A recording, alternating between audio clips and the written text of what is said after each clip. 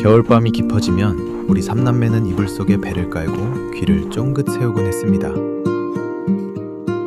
밤 10시가 넘어가면 어김없이 골목 어귀에서 들려오는 소리가 있었거든요.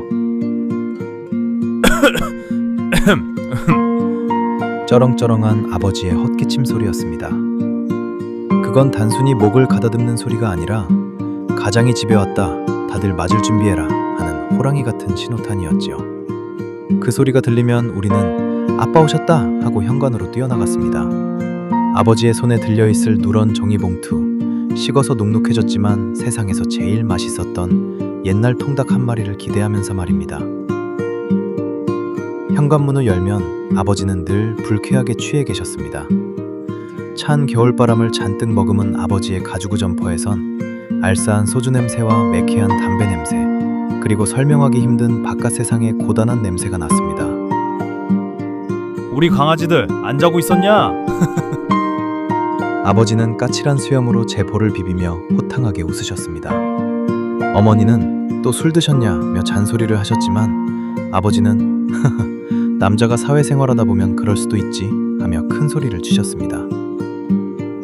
저는 그때 아버지가 술이 좋아서, 친구들이 좋아서 매일 늦으시는 줄만 알았습니다.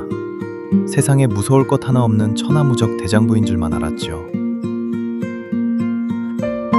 제가 대학 입시 재수를 하던 20살 무렵의 겨울밤이었습니다. 독서실에서 공부가 안 돼 일찍 집으로 돌아오는데 집 앞 가로등 밑에 낯익은 실루엣이 보였습니다. 아버지였습니다. 그런데 저는 차마 아는 척을 할 수 없었습니다. 항상 당당하던 아버지가 담벼락에 기대어 깊은 한숨을 푹푹 내쉬고 계셨기 때문입니다. 축 늘어진 어깨, 고개를 푹 숙이고 땅만 바라보는 모습, 제가 알던 호랑이 같은 아버지가 아니었습니다. 한참을 그렇게 작고 초라한 모습으로 서 계시던 아버지는 자신의 뺨을 두 손으로 탁탁 치시더군요. 마치 정신 차리자 라고 주문을 외우듯이. 그리고는 옷매무새를 가다듬고 어깨를 일부러 쫙 펴시더니 그 어느 때보다 크고 당당하게 헛기침을 하시며 대문 안으로 걸어 들어가셨습니다. 그것은 가족들에게 걱정을 끼치지 않으려 힘든 내색을 감추려 연기하셨던 가장의 가면이었습니다. 대문 밖에서 짓눌린 삶의 무게를 다 털어내고 문턱을 넘을 땐 슈퍼맨이 되어야 했던 아버지. 그날 밤 아버지가 사오신 귤봉지를 까먹으며 저는 아버지의 웃는 얼굴을 똑바로 쳐다볼 수 없었습니다.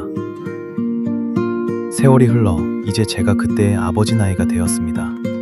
퇴근길, 현관문 비밀번호를 누르기 전 저도 모르게 잠시 멈칫하게 됩니다. 그리고 옷깃을 여미며 마른 침을 삼킵니다. 힘든 티 내지 말자, 웃자. 차가운 겨울바람 속에 서보니 이제야 알겠습니다. 그 시절 아버지의 에헴 소리는 권위가 아니라 나 오늘도 가족을 위해 잘 버텨냈다, 나는 괜찮다 라고 스스로를 다독이던 눈물겨운 다짐이었다는 것을요. 오늘따라 유독 그 밤 가로등 아래 서 계시던 아버지의 쓸쓸한 등판이 사무치게 보고 싶습니다.